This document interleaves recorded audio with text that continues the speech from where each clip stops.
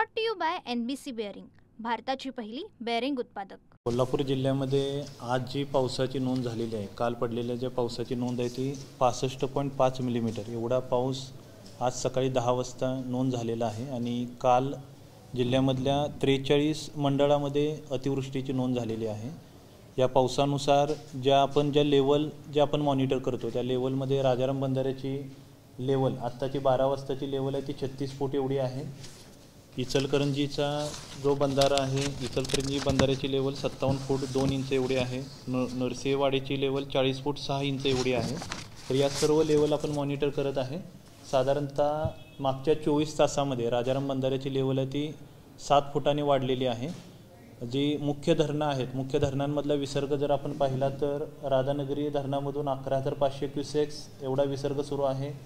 दूधगंगा धरणातून आत्ता सकाळीच 20,000 क्युसेक्स एवढा विसर्ग सुरू करण्यात आलेला आहे। कोयना धरणातून 67,700 क्युसेक्स एवढा विसर्ग आत्ता आहे की जो थोड्या कालावधीने 75,000 पर्यंत करण्यात येणार आहे। आणि वारणा धरणातून 29,000 क्युसेक्स एवढा विसर्ग आहे। तर पडणाऱ्या पावसावरती आपण लक्ष ठेवून आहे। हवामान वेधशाळेचा जो अंदाज आहे तो आज आणि उद्यासाठी कोल्हापूर घाटामध्ये ऑरेंज अलर्ट आहे। इतर जिल्ह्यासाठी सुदैवाने आत्ता जो अलर्ट आहे तो ग्रीन अलर्टचा आहे, परंतु जो हवामान विभागाचा अलर्ट आहे तो प्रत्येक तासाला किंवा 4-4 तासाला आपण मॉनिटर करतोय। येणारा जो अपडेटेड अलर्ट असेल तो आपण खाली कळवणार आहे। हवामान विभागाचा अंदाज, पडणारा पाऊस आणि धरणामधला जो विसर्ग, सध्याचा विसर्ग आणि प्रस्तावित विसर्ग लक्षात घेऊन आपण सर्व नियोजन करणार आहे। राजाराम बंधाऱ्याची इशारा पातळी आपली 39 फूट आहे। सध्याच्या पावसानुसार पुढच्या साधारणतः 6 ते 8 तासामध्ये इशारा पातळीपर्यंत कदाचित राजाराम बंधाऱ्याची पातळी पोचू शकते। त्यानंतर पाऊस कमी राहिला तर लेवल वाढण्याचं प्रमाण कमी राहू शकतं, परंतु पाऊस ज्या पद्धतीने पडेल त्यावरती प्रशासन लक्ष ठेवून आहे। आणि इशारा पातळीवरती पोहोचल्यानंतर ज्या ठिकाणी आपल्याला शिफ्टिंग करावं लागतं त्यासाठी जे निवारा केंद्र असतील त्या ठिकाणी भागामध्ये लोकांना सूचना देणं असेल ते काम आता महापालिका प्रशासनाने आणि जिल्हा प्रशासनाने सुरू केलेलं आहे। यासोबतच कोयना धरणामधला आणि वारणा धरणामधला विसर्ग लक्षात घेऊन अलमट्टीमधून जो विसर्ग आहे, अलमट्टीमध्ये काल सकाळी जो 20,000 क्युसेक्स एवढा विसर्ग होता तो टप्प्याटप्प्याने वाढवून आत्ता 1,75,000 क्युसेक्स एवढा विसर्ग करण्यात आलेला आहे।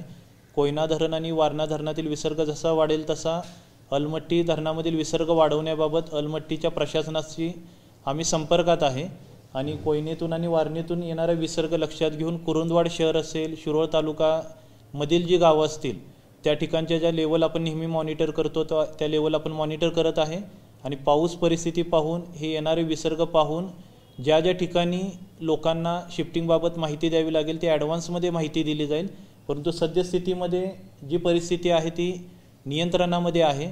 पाऊस सध्या बऱ्यापैकी जिल्ह्यामध्ये थांबलेला दिसत आहे, परंतु जर पाऊस पुढे राहिला, धरणातील विसर्ग वाढला तर जे काही नियोजन करावं लागेल त्यासाठी प्रशासन सज्ज आहे। आणि त्याची ॲडव्हान्समध्ये माहिती आहे ती वेळोवेळी आपल्या माध्यमातून सर्वांना नागरिकांना दिली जाईल। सध्याच्या पावसामुळे सार्वजनिक बांधकाम विभागाकडील 16 रस्ते आणि जिल्हा परिषदेकडील 11 रस्ते बंद झालेले आहेत आणि त्यासाठी पर्यायी मार्गावरून वाहतूक सुरू आहे। Brought to you by NBC bearing, भारताची पहिली बेअरिंग उत्पादक।